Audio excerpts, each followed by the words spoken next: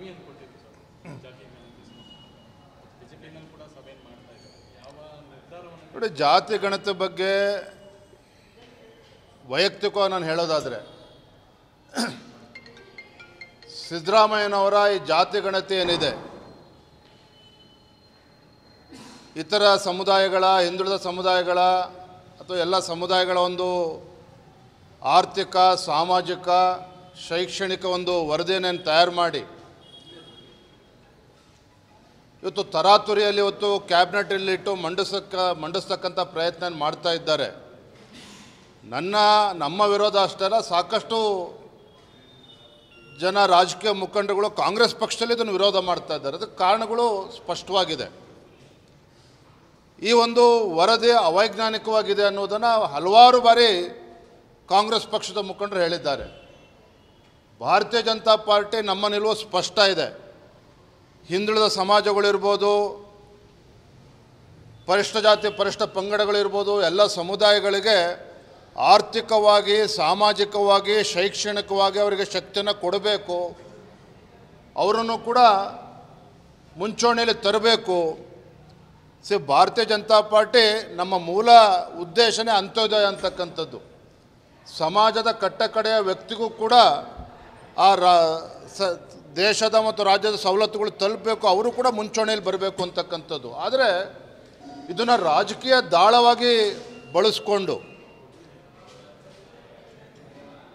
ಮಹರ್ಷಿ ವಾಲ್ಮೀಕಿ ಅಭಿವೃದ್ಧಿ ನಿಗಮದಲ್ಲಾಗಿರ್ತಕ್ಕಂಥ ಬ್ರಹ್ಮಾಂಡ ಭ್ರಷ್ಟಾಚಾರ, ಮೈಸೂರಿನ ಮೋಡಾ ಹಗರಣ, ಮುಖ್ಯಮಂತ್ರಿಗಳ ಬುಡವನ್ನೇ ಅಲ್ಲಾಡಿಸಿರ್ತಕ್ಕಂಥ ಈ ಸಂದರ್ಭದಲ್ಲಿ, ಮುಖ್ಯಮಂತ್ರಿಗಳ ಕುರ್ಚಿ ಅಲ್ಲಾಡ್ತಾ ಇರ್ತಕ್ಕಂಥ ಈ ಕಾಲಘಟ್ಟದಲ್ಲಿ, ಸಂದರ್ಭದಲ್ಲಿ ಇದನ್ನೊಂದು ದಾಳವಾಗಿ ಉರುಳಿಸ್ತಕ್ಕಂಥ ಪ್ರಯತ್ನ ಮಾಡ್ತಾ ಇದ್ದಾರೆ ಅಂತೇಳಿ ನಾನಷ್ಟೇ ಹೇಳ್ತಾ ಇಲ್ಲ, ಕಾಂಗ್ರೆಸ್ ಪಕ್ಷದಲ್ಲಿರ್ತಕ್ಕಂಥ ಅಗ್ರಗಣ್ಯ ನಾಯಕರಿಗೂ ಕೂಡ ಅನಿಸಿದೆ. ಮಲ್ಲಿಕಾರ್ಜುನ್ ಖರ್ಗೆ ಅವರ ಹೇಳಿಕೆ ಅಂತ ತಾವೆಲ್ಲರೂ ಕೂಡ ಗಮನಿಸಿದ್ದೀರಿ ಅಂತೇಳಿ ನಾನು ಭಾವಿಸಿದ್ದೇನೆ. ಜಾತಿ ಜನಗಣತಿಯ ಬಗ್ಗೆ ನಾವು ರಾಷ್ಟ್ರ ಮಟ್ಟದಲ್ಲಿ ಚರ್ಚೆ ಮಾಡಬೇಕು, ಬೇರೆ ಬೇರೆ ರಾಜ್ಯದಲ್ಲೂ ಕೂಡ ಚರ್ಚೆ ಮಾಡಬೇಕು, ತದನಂತರ ನಾವು ನಿರ್ಣಯವನ್ನು ಕೊಡ್ತೇವೆ ಅನ್ನೋ ಮಾತನ್ನು ಮಲ್ಲಿಕಾರ್ಜುನ್ ಖರ್ಗೆ ಅವರು ಹೇಳಿದ್ದಾರೆ. ಶಾಮನೂರು ಶಿವಶಂಕರಪ್ಪನವರು ಹೇಳಿದ್ದಾರೆ, ಇದು ಟೋಟಲಿ ಅನ್ಸೈಂಟಿಫಿಕ್, ಅವೈಜ್ಞಾನಿಕವಾಗಿದೆ, ಮತ್ತೊಮ್ಮೆ ಪರಿಶೀಲನೆ ಮಾಡಬೇಕು ಅನ್ನುವ ಮಾತನ್ನು ಶಾಮನೂರು ಶಿವಶಂಕರಪ್ಪನವರು ಹೇಳಿದ್ದಾರೆ. ಡಿ ಕೆ ಶಿವಕುಮಾರ್ ಅವರು ಕೂಡ ಇದು ಒಕ್ಕಲಿಗ ಸಮುದಾಯಕ್ಕೆ ಅನ್ಯಾಯ ಆಗ್ತಿದೆ ಅನ್ನೋ ಮಾತನ್ನು ಅವ್ರು ಹೇಳಿದ್ದಾರೆ. ನಾನು ಇದ್ರ ಮಧ್ಯೆ ಒಬ್ಬ ಜವಾಬ್ದಾರಿ ಸ್ಥಾನದಲ್ಲಿ ಇದ್ಕೊಂಡು ಹೇಳ್ತಕ್ಕಂಥದ್ದು, ಆ ಸಮುದಾಯಗಳಿಗೆ ನ್ಯಾಯ ಕೊಡಬೇಕು ಅನ್ನುವ ಬದ್ಧತೆ ಅಂತೂ ಭಾರತೀಯ ಜನತಾ ಪಾರ್ಟಿದಿದೆ. ಅದ್ರ ಬಗ್ಗೆ ಯಾವುದೋ ಗೊಂದಲ ಬೇಡ, ಯಾವುದೇ ಗೊಂದಲ ಬೇಡ. ಆದರೆ ಇದನ್ನು ರಾಜಕೀಯ ದಾಳವಾಗಿ ಬಳಸ್ಕೊಂಡು ತಮ್ಮ ಕುರ್ಚಿಯನ್ನು ಉಳಿಸ್ಕೊಳ್ತಕ್ಕಂಥ ಪ್ರಯತ್ನ ಮಾಡೋದಕ್ಕೆ ಹೊರಟಿದ್ದಾರೆ. ಇದು ಖಂಡಿತ ಸಾಧ್ಯ ಆಗೋದಿಲ್ಲ. ಇದರಿಂದ ರಾಜಕೀಯ ಷಡ್ಯಂತ್ರ, ರಾಜಕೀಯ ಕುತಂತ್ರಗಳು ಎಲ್ಲವೂ ಕೂಡ ಅಡಗಿದೆ ಅಂತೇಳಿ ನಾನು ಹೇಳ್ತಾ ಇಲ್ಲ, ಕಾಂಗ್ರೆಸ್ ಪಕ್ಷದ ವಲಯದಲ್ಲಿ ಚರ್ಚೆ ಆಗ್ತಾ ಇದೆ. ಬನ್ನಿಣ್ಣ, ಬನ್ನಿ, ಹಾಂ ಈ ಕಡೆ ಬನ್ನಿ, ಹಾಂ